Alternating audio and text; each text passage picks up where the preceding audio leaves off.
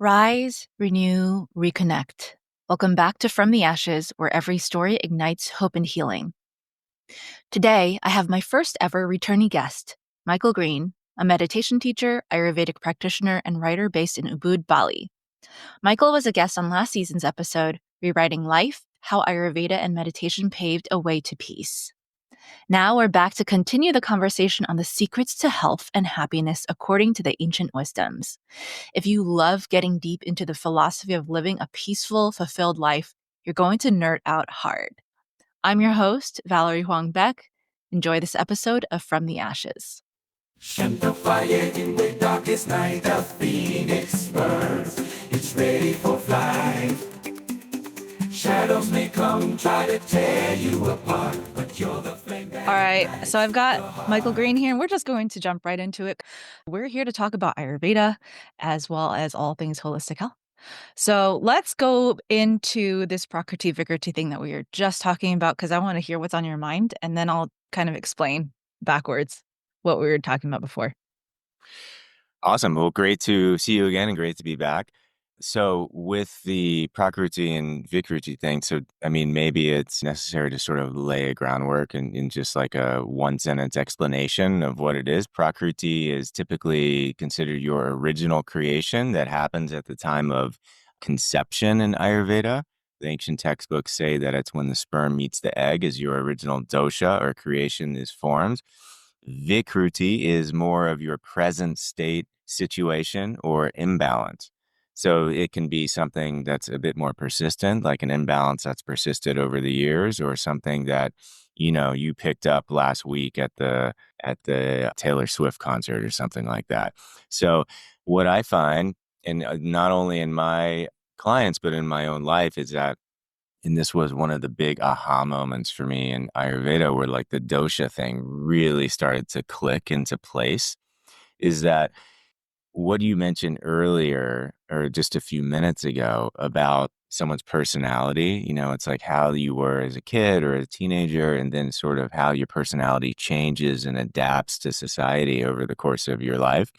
What I see a lot, and this was the case in my own life, but also in people, where it's like, if your Vikruti or your imbalance has been persistent for some time, then you can mistake that for your Prakriti. You can mistake sort of sedimentary or sort of stubborn Vikruti for who you actually are. But in reality, it's just an imbalance that has persisted either through, lifestyle or diet or whatever it is, relationships, work. Like for example, when I lived in New York for 13 years, and I was working in the hospitality industry. I was staying out very late. I was drinking a lot. I was eating sugar. I go to sleep at 2 a.m. regularly, and it was very cold. I wasn't taking vitamin D. I was a vegan, vegetarian. I just became like this very high vata person. Mm-hmm.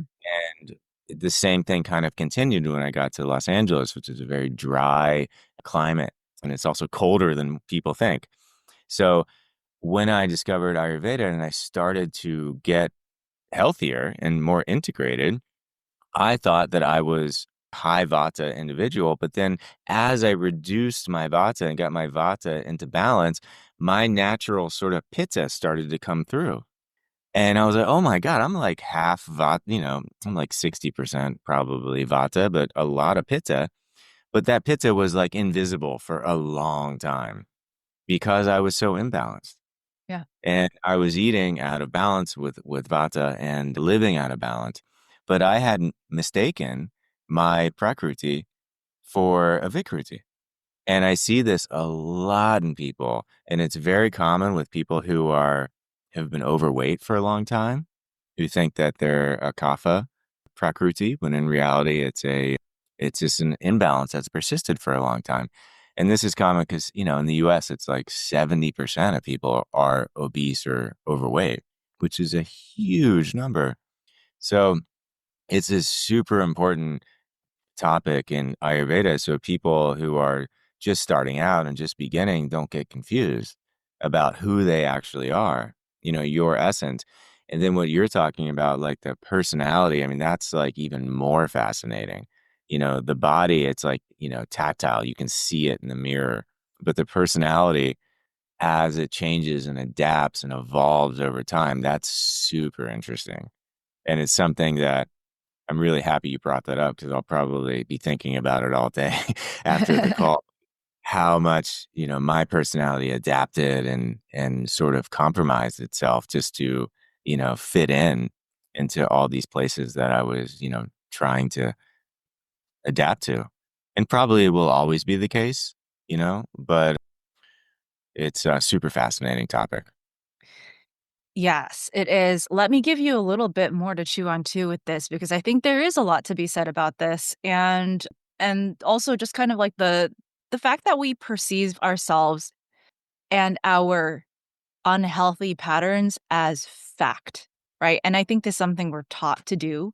And going back to the New York example, it's like I'm a New Yorker. I eat all this sugar. Like I eat bagels and have coffee for breakfast. I've lived that life too, and I'm just like, I know a lot of people who will swear by it because that's like their patterning, and it doesn't matter if it makes them unhealthy until it's really way too late to realize like that was just your conditioning, and Hmm. you had a choice all along if you allowed yourself to see that you had a choice.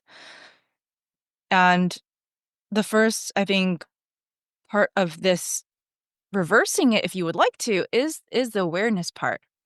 And I had one of my coaching clients the other day ask me, like, "Oh my god, like, I've been at you know, is there at any point can I be back to my Prakriti? Because there are so many imbalances." And I think one thing that we need to keep in mind when we're talking about Prakriti is it's kind of like an ideal.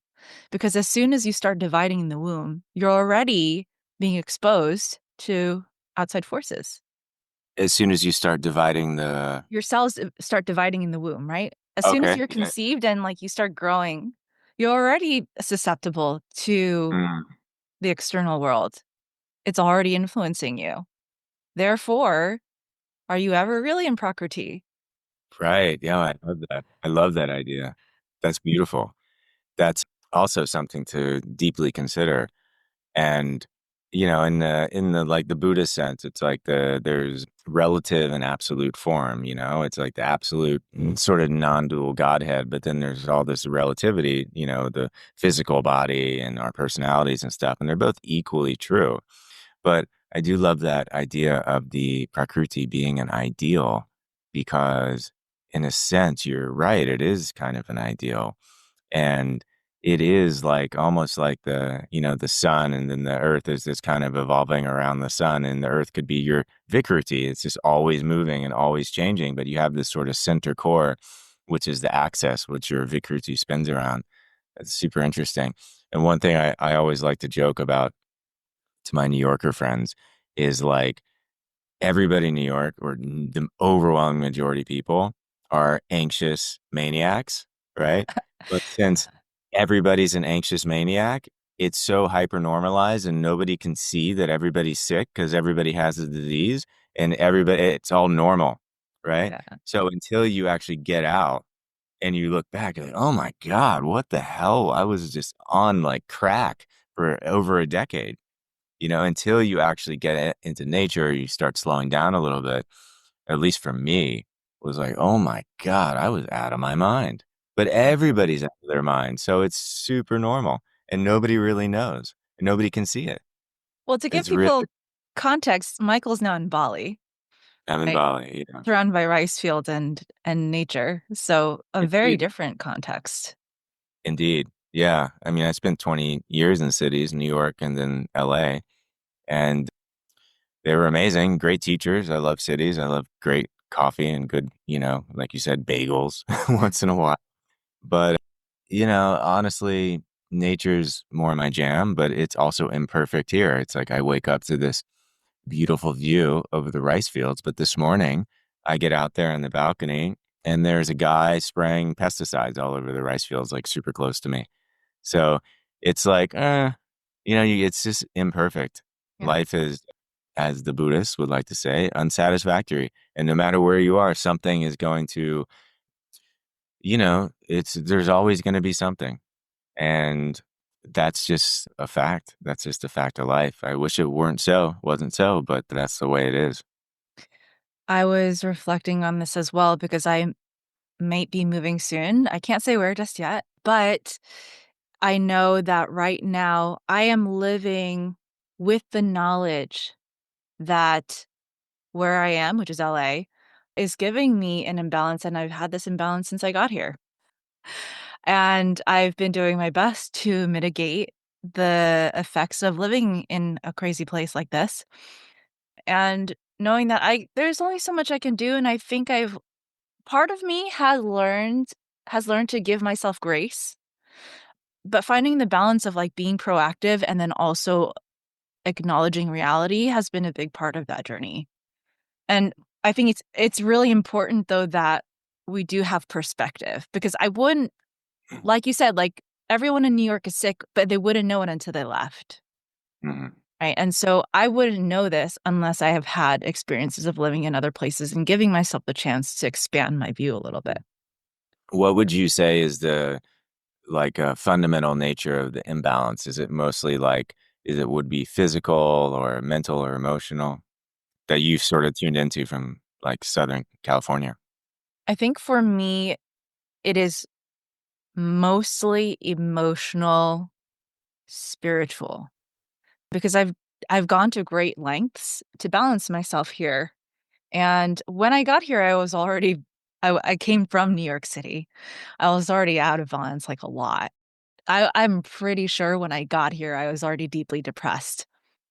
And so I've I've used the principles of Ayurveda to kind of hack a little bit, to allow myself to get to stability by looking at the physical patterns, knowing that a lot of the source of my pain is more of that emotional, spiritual.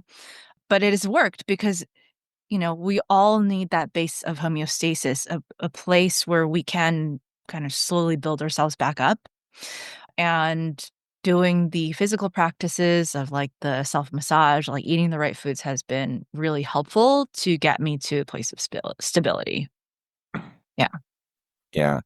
Well, it's like we're all affected by where we live. I mean, this may sound incredibly obvious, but one of the core themes of my Ayurveda practice is really tapping into the incredibly obvious, that it's so obvious people overlook it. And Mhm. like a good example of this is chewing your food. It's like something that is absolutely so simple and fundamental to a healthy diet, but the overwhelming majority of people are ignorant of this fact. And I can't tell you how many people I've seen with gut problems who've been to specialists and gastroenterologists, and they're diagnosed with IBS or constipation or whatever it is. And all they needed to do was chew their food and maybe drink ginger tea or something like that. So I love playing in the territory of just utter simplicity. That's like, as they say in the Buddhist or the Tibetan Buddhist world, it's like so simple, the mind refuses to believe it. So close, we cannot see it.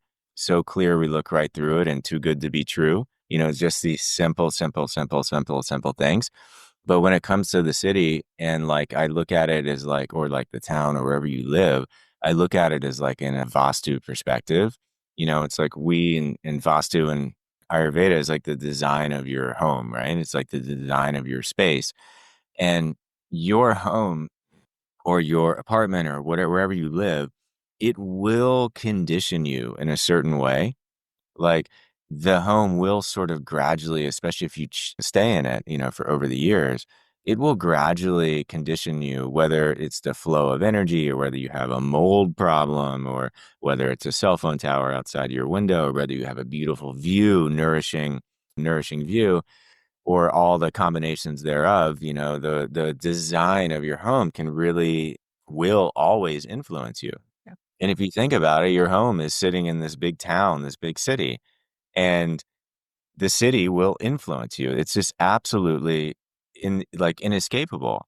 And just like you can just kind of, gradually zoom out and zoom out. And lately I've been in more and just totally mind blown and fascinated by astrology. It's something that I kind of ignored and dismissed for a long time, mostly because I didn't really understand it and I could only kind of grok and metabolize certain things at once. But now it's just like totally astonishing and mind blowing to me that like the time and the place where you're born, the alignment of the planet can influence your life. And not only slightly, but like to a major degree. I mean, that just totally shreds my mind how that's even possible. And it's a huge part of Ayurveda, the Jyotish, the Vedic astrology. But if something so distant has such a major impact on your life, then something so present and visceral, like the place where you live, can also majorly impact your life, whether it's your home or whether it's your town or whether it's, Ubud or Los Angeles. It will all have an influence. So it's really up to us to really sober up and like take a good look at this and really get proactive in as far as mitigating the negative effects and enhancing the positive qualities. And this is the beauty I see, and it's really unfolding over the years with Ayurveda. It's like even last night I was giving this presentation and as I'm talking, I'm like, holy crap. I'm just like seeing something for the first time. If like Ayurveda is like a holistic, root cause medicine where it's like, it's not just the thyroid and the liver and the gallbladder and that are just separate systems or, specialties for an endocrinologist or something like that. They're all working together. So, but in Ayurveda, you have herbs, you have toxicology, you have jyotish, you have yoga, you have pranayama, you have dinacharya, rutacharya, you have gemstones, you have everything that works together in a holistic manner that contributes to the health and vitality of your organism. And it is such like an all-inclusive, encompassing sort of network that is all valid, and each area can be a lifetime of study and a specialty. And that's why Ayurveda continues to just blow my mind. And I'm just so grateful that I happened to stumble into it. Yeah. And I've realized that we can choose our specialty, right? And so, I think allowing ourselves to choose that specialty allows us to do that deep dive. And it kind of has happened because Ayurveda is so vast. You could study it for a long time, but then you would just be studying and then never actually have an impact. So I want to ask you how or what direction you've taken your practice since the last time we've spoken, because I know we both have put a lot of emphasis on mental health. And yeah, I want to see where you've gone with that. Well, one thing that's really taken off for me, I think the last time we spoke, we're probably coming up on a year. And I remember talking a lot about self-compassion and self-criticism back then. And that is still a hugely important topic. But I've sort of just kind of gotten deeper into that and deeper into understanding that like I teach meditation also. And when I first started teaching meditation and doing Ayurveda, I kind of saw them as two separate modalities. It's like, okay, I have this mindfulness thing and, Tibetan Buddhism, and then I have this Ayurveda thing, and like, they're kind of separate, separate tacks. But now it's like they've so thoroughly, like the Venn diagram, instead of just being a tiny little overlap in the middle, they're almost like on top of each other. And they're almost like becoming the same thing, because what's becoming more and more and more and more apparent to me is that most physical ailments in the body, not all, but most, they come from choices and habits and stress and anxiety and trauma. And that's all in the mind. It's all about our reactions. It's all about our choices. And this is just so astounding and continues to be this never ending topic, rabbit hole of research and case studies where everything in the body is almost dependent on the way we view things, how we react to things, how we treat ourselves, our self-criticism or self-forgiveness, and all of this stuff, and how it is like so unbelievably core and central to the health of the organism. and not just like a woo sort of parapsychology situation that a lot of the Western medical paradigm likes to poo-poo it as. It is absolutely core and integral. And even now, like they say in Western medicine, it's like 70 to 80% of visits to the doctor and the ER are from stress and anxiety. I mean, just think about that. That's a majority of visit in the US, at least. I don't know about the world, are stress related. And the stress symptom, whether it's a stomach ulcer or, constipation or whatever, it will manifest different for the different dosha, your different Prakriti and your Vikruti.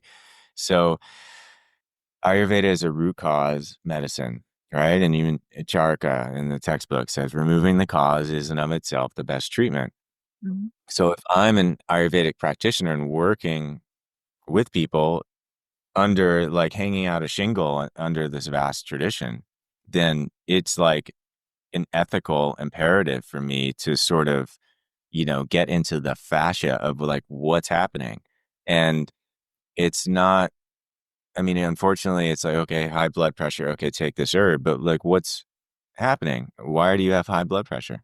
What's the stress? What's the underlying source of the stress? And so I find most people, like most clients, are generally open and willing to kind of, dip their toes into this territory. Yeah. But not everyone. Some people just want, what should I eat? And, what's right for my pitta or whatever. And that's important. Diet's important, but it's really nowhere near as important as the mental health and the choices that we make. And it's all, and when you really distill and distill and distill and distill and reduce and reduce and reduce and reduce, it all comes back to that choice, Yeah. that prajna parad, which I probably talked about last time, but that is just everything. And for anyone listening, prajna parada, it's basically translates to intellectual blasphemy or crimes against wisdom, where like the classic example is like if you go to the freezer and get ice cream and then you start streaming a show and then you keep eating the ice cream and then episode 2, episode 3, and you go to bed late and you wake up with a tummy ache. According to this concept in Ayurveda, it's not the ice cream or the TV or the late bedtime that contributed to your tummy ache or your fatigue. It's the choice you keep making bite after bite and episode after episode to keep eating and streaming when you know how you'll feel in the morning. So that's the choice. It's the root cause. And that is something that I just cannot stop thinking on because the implications, not only for health, but just like my life, Mhm. are so enormous. It can even be crazy making. It's like, okay, should I zig or should I zag? Should I eat at this restaurant today? Maybe I'll run into someone who I'll, change my life. And if I go to that restaurant, maybe I'll just be reading, my Kindle, and then maybe I'll find some fact in this book I'm reading on seed oils or something that will help some. Who knows? It's like every choice that we make, it has enormous downstream consequences, and it really is mind blowing to deeply consider. And the consequences or the actions can be positive, negative, neutral, and even the negative actions. Okay, that is ultimately, if you look at it from a meditation perspective, it's the obstacles that make us stronger.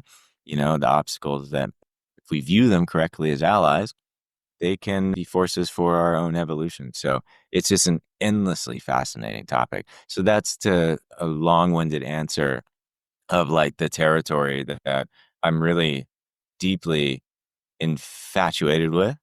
And I don't really see it ending because I don't really think I'll ever come to a sort of, you know, understanding that is satisfying to me, you know? Yeah. I love how the simplest shlokas or the simplest like phrases in Ayurveda and yoga as well can be the most profound ones. Because the one that you talked about, Prajnaparada, is one of three. causes of disease that are mostly coming from choices and behavior, mostly. Oh, just movements of the mind as well. And it's just so that we can review it for our audience too. We're talking about the three causes of disease. Prana is one of them, right? The doing what you know you shouldn't do because it's going to have negative consequences and doing it anyway. And then we have asamendriyartha samyoga, which is misuse of the senses, right?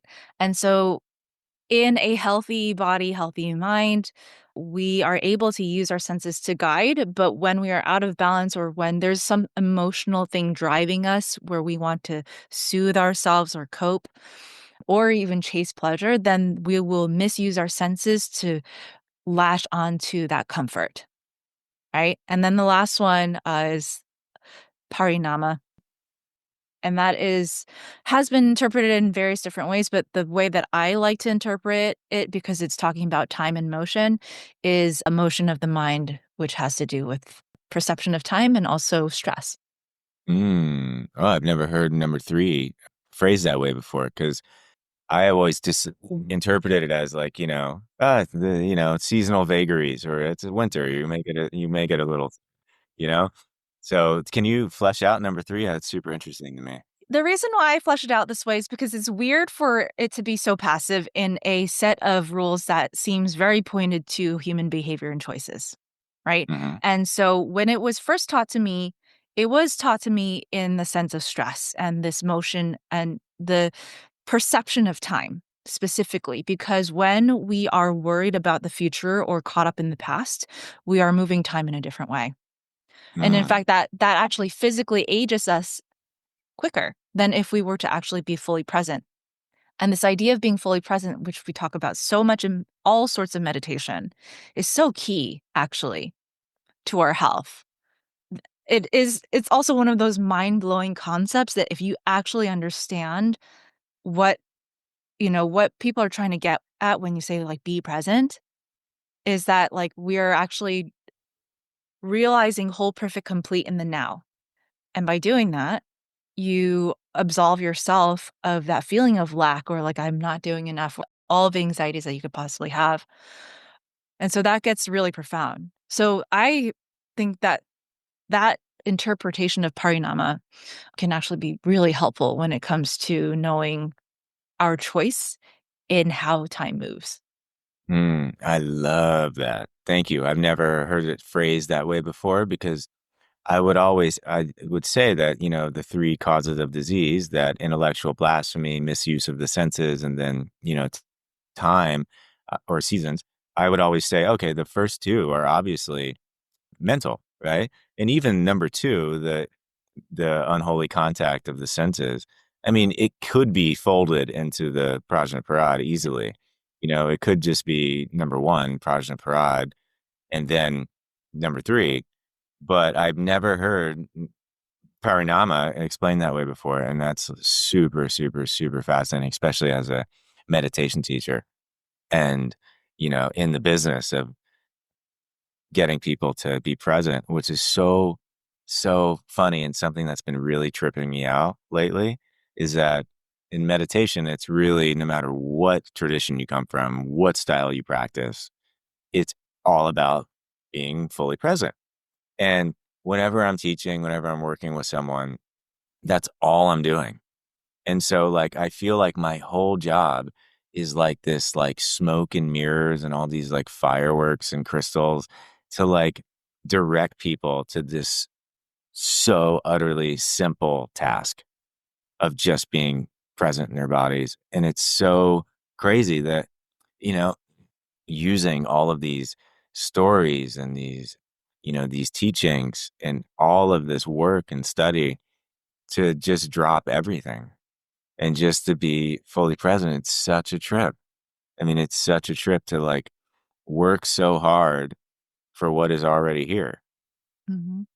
And it just never, I mean, it's just so bizarre that it's like trying to get people, and even myself, I'm certainly, like, even though I've had a meditation practice for 20 years, I can be just as distracted and flighty as someone who started this morning. So it's like also for myself, teaching for myself, but all of these clever ways of getting me and other people to do something that is just already here and that we don't really need to do anything. We just need to sit and, you know, STFU and ST, it's just, that's it.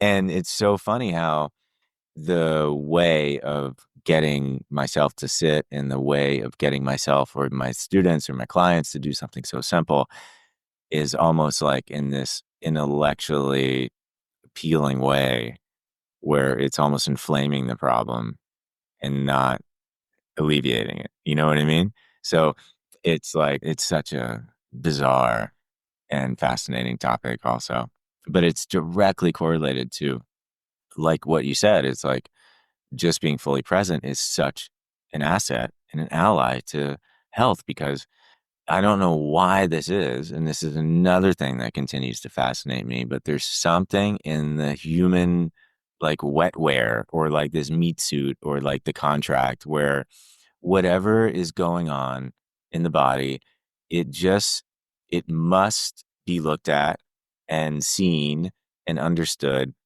and metabolized before it can get out of you. I mean, there are some people who don't really agree with that, where think you can sort of purge things without really knowing what they are. I've heard David Frawley in one of his books talks about it. He's like, "Hey, so that's not necessary to know if you purge something what it is, Hmm. but you do need to feel it. You do need to observe it and acknowledge it, whatever it is. You don't know where it comes from, and why is that? That is so bizarre. Why do we need to look at something if it's just an energy or a pain in the belly or the solar plexus or a tightness? Why is that? What is that about the human body that we need our observation and our attention on it before it can move? And at the end of the day, that's meditation. That's just being fully present with what is. And they're so intimately connected, the presence of meditation or mindfulness, however you want to describe it, and health and healing. And there's a beautiful quote I've been coming back to where it's like acceptance is the only thing that kicks in the door of the present moment. And it's the only thing that ever will. It's just acceptance. And it doesn't mean you have to agree with it, with what's happening, but just accept what is right now. It's just, as I say, so simple, but not easy. If you're listening to this, I want you to know that you are a badass visionary. The world doesn't need a watered down version of you. It needs you fully alive, fully expressed, fully thriving. Club Phoenix is where we work together to help you break free from burnout and build a life on your own terms. If you're done playing small, book a call with me through my link in the show notes and let's make it happen today. Yeah, I'm going to bring in a few other phrases from the text that I think just point to this really well. So I'll do one from yoga and I'll do one from Ayurveda. The one from Ayurveda is the word swastha, being settled in the self. And that is the definition in Sanskrit. It's the word in Sanskrit for perfect health, but it literally means being settled in the self. Really Yeah. amazing. And I really like how it was taught to me because it was taught to me in interpreting it two ways: being settled in the self as in lowercase self, like ego, and being settled in the self with a uppercase S, the higher self, the connection to the divine, which can, you can interpret that in various ways, but I think it's really powerful to look at that because it's saying that it's important to be settled in this body, this unique vessel that has been granted to you as your experience on this earth in this lifetime.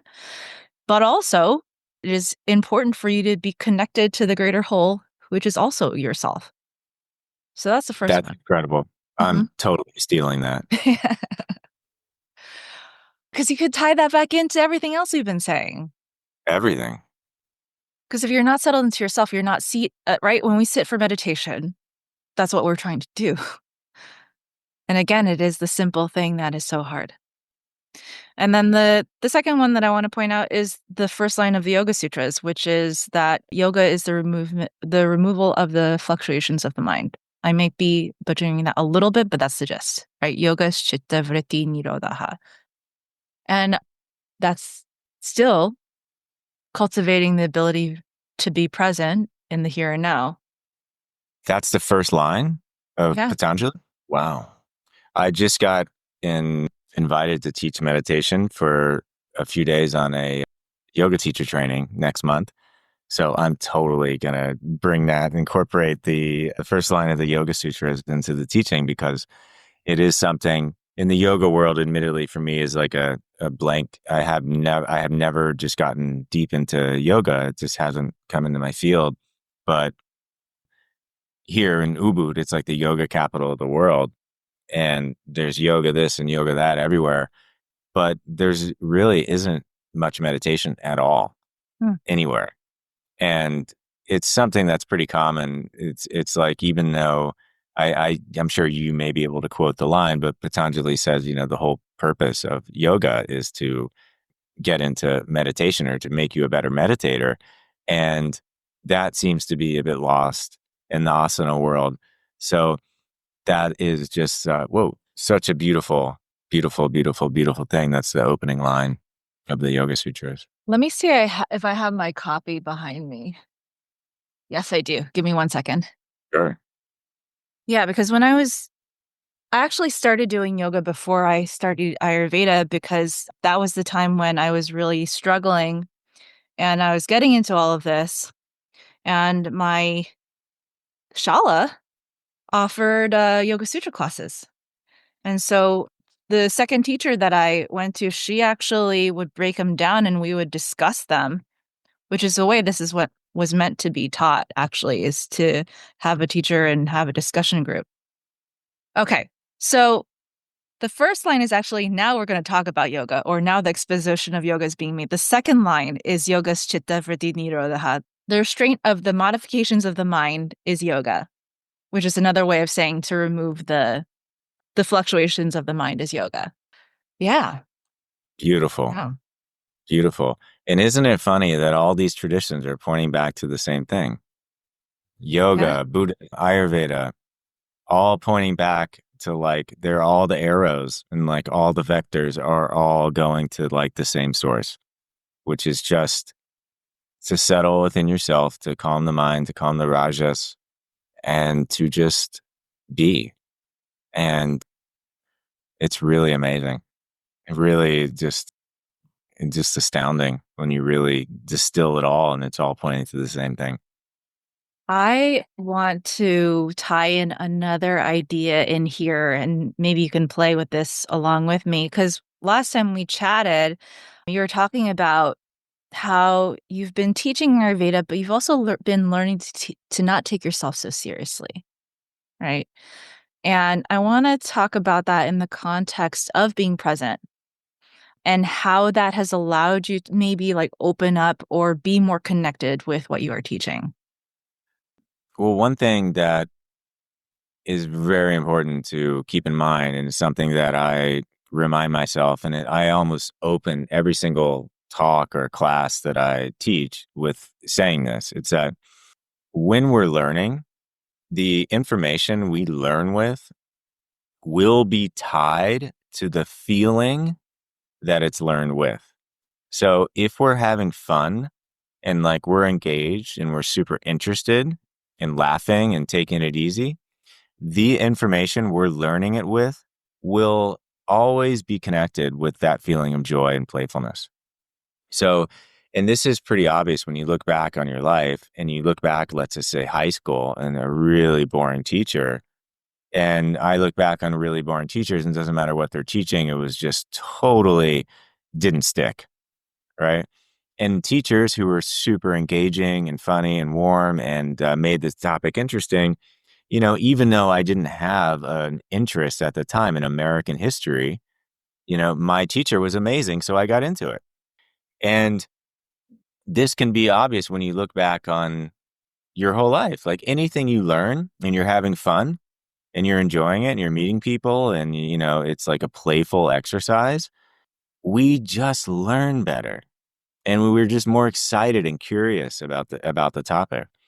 And this is something that I always try to like bring into whenever I'm talking because it's a lot more fun for me. It's a lot more fun for everybody else. And to just, I think in the beginning it was like trying to be a little bit serious because I was also trying to take myself seriously. Yeah, there's like a bit of like an imposter syndrome. It's like, okay, this is whether it's Buddhism or Ayurveda, it's like, okay, these are thousands of years old and traditions. And there are people who I've studied under that come from generations of teachers in thousands of years. And, I learned it yesterday and here I am talking about it. So it's like there's this like kind of shirt, like collar tugging imposter syndrome. So I think, getting serious about it was a way to like, create a rigid sense of like a container for me to like safely, I don't know, transmit the limited knowledge that I felt Mm-hmm. comfortable with. But I guess over time, and I started to get more comfortable teaching and then studying and learning and practicing, I started to, things just started to click with me on a deeper level. And I started to get more comfortable. And it was also like my friend gave me some good advice. He came to one of my lectures and he's like, yeah, you're just in your most natural element when you're just kind of being loose and free and easy and, you know, keeping it light. And I was like, that's so true. It's like, I have so much more fun when I'm just like cracking jokes and just taking it easy and like getting out of lecture mode.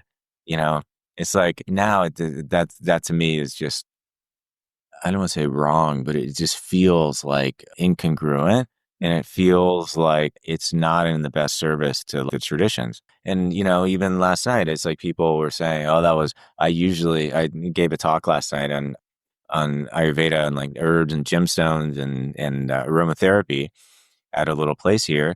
And people were like, oh, yeah, I usually just get so bored and fall asleep in lectures, but I was really into it. It was like super interesting and fun. And I was like, oh, that's like the best compliment I could have possibly received is just to make dry, not necessarily dry, it's not dry at all, but make it, present it in a way that's just fun and easy and light. It's like the best way for it to stick and for the best way for people to get started. And also, I really feel like, whether it's meditation or Ayurveda, it's like these traditions have so fundamentally altered and transformed the course of my life and continue to do so on a daily basis. It's like the gifts that keep on giving. So if someone is coming to me for the first time, and this happens actually a lot, Mm-hmm. where someone will come to a meditation class and be like, oh, never, I don't know what meditation is. I'm just here because I had an hour to kill or something. And same with Ayurveda. People don't know anything about Ayurveda. So I have this like precious opportunity to like pass this flame of just plant this seed into people that with something with like a wisdom or a practice that has the potential to revolutionize and change their lives.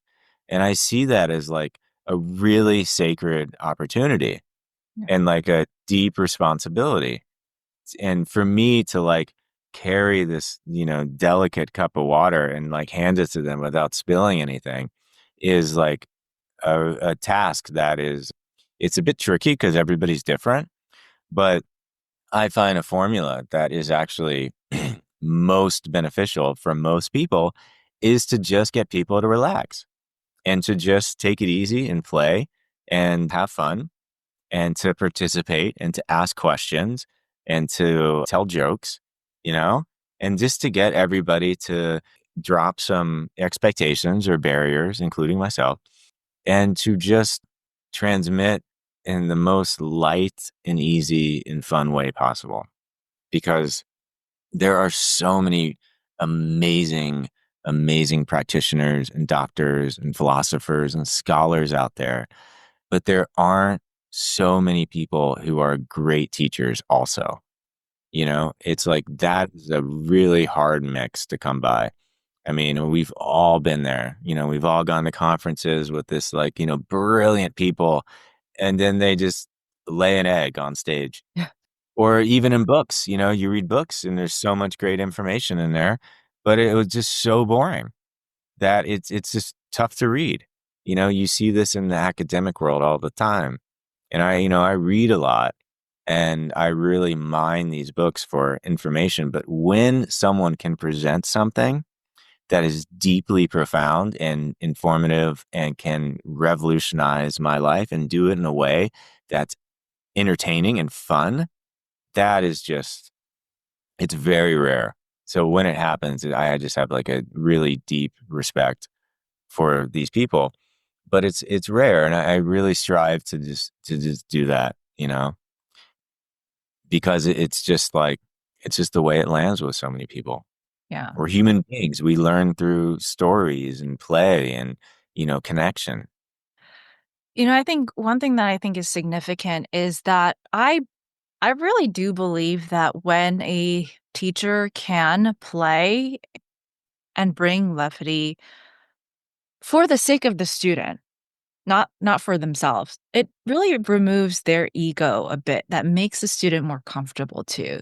Because I've taken classes in a bunch of things, whether it be dance or capoeira, and when someone is there allowing people to laugh and have fun while they're learning, that they're not taking themselves too seriously and it's not about them.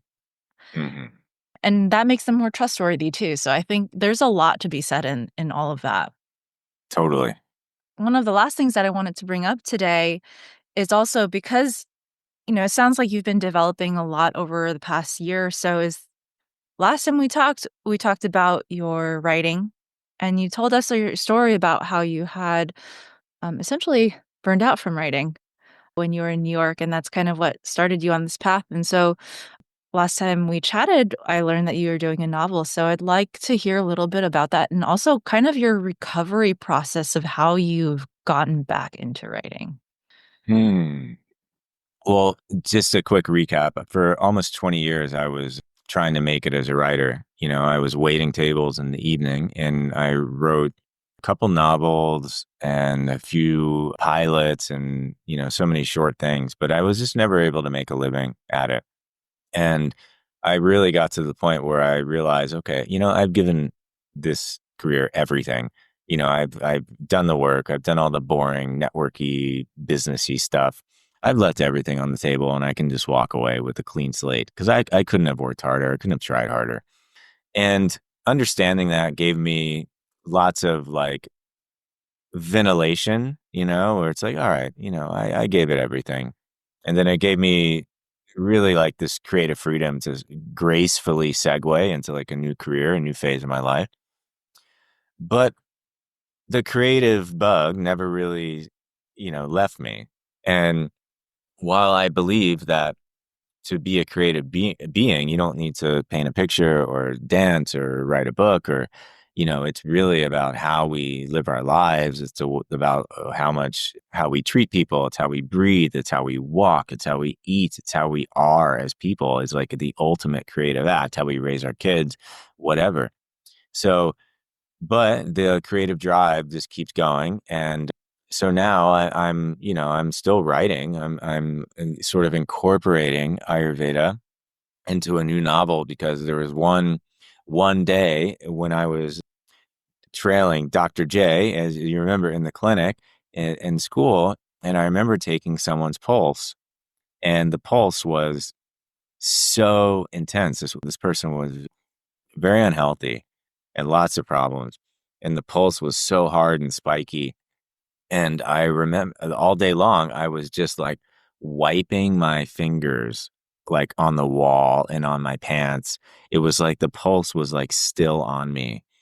And over the years, I was like, I just started kind of writing what turned into a short story. And then now it's like a novel about a gifted pulse reader who one day comes into the clinic and he can't get the pulses out of his body.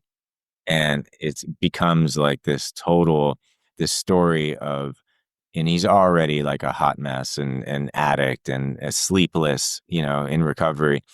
And he gets sort of possessed by these pulses. And what he has to do is, and how he gets them out of his body is exactly what we were talking about, where instead of, saying, well, you have anxiety, so here's some ashwagandha or something, it's to really tell them that the deeper problem stems from, what happened when you were 5 years old. There's still energy trapped in you, or there's still trauma, or or utter lack of self-compassion, self-love, and to really get into, like, lift under the hood and get into their souls and their spirits, what is territory that the character is ultimately terrified of going to. So he has to develop these qualities in himself, and in the courage and the confidence in his own abilities. And that's how the pulses start to leave him. So really, it's really fun. And it's like I'm having a lot of fun writing it, because previously I was just over disciplined, spend a minimum a certain amount of hours every day. Now it's like hour or two here and there, whatever, when I have time. And it's becoming it's this super fun process. And I already have a rough draft, so I'm just, making like some final tweaks and edits, and it will be ready to take on a life of its own, whatever way, shape, or form that may be. Yeah. So the whole creative process is, in evolution as well. How long did it take before you started writing again after you stopped? Not long. Okay. Not, yeah, not long, which is surprising to me. And I also have like a Substack that I don't really send it out as much as I should, but not long, you know? Yeah. So it's just like something I got, I think, pretty good at over 20 years. Yeah. And just as human beings, we're sort of hesitant to like put things down that we're good at. Mhm. So I'm still doing it, but between the book and the Substack, and I write a lot with clients and stuff. So it's I tend to, work on one thing at a time. Yeah. It's still very much there. I've been diving into The Artist's Way. Have you heard of that? Yeah, I read it a long time ago, 20 Okay. years. And I love that it's actually about spirituality and how she frames creativity to be a connection with the divine. And I think after all we've talked about today, like that really makes sense to me that that's kind of like an essential part of who we are. And I think as artists, when we have the taste of it early in life, there's something there for us that will always be there for us. So, it's really cool that you've still been able to continue creating as you've evolved in your own practice. Yeah, it will continue. It's like here, it's a very creative town. There's lots of music, lots of art, and now it's like, oh, I think I want to learn how to play drums. So I think I'm going to take drum lessons, and just like continuing the sort of creative, playfulness. I just want to get younger as I get older. That's my goal. Yeah, for sure. Same. All right. Well, thank you so much, Michael. I definitely was like, I got to bring him back because the conversations we've had on like philosophy and Ayurveda, it just has really resonated and I'm eager to keep it going. So, yeah, Awesome. thanks. Great to see you, and thanks for having me back. Perfect timing because someone's knocking on my door. Okay. All right. I'll see you next time. Thanks, Valerie.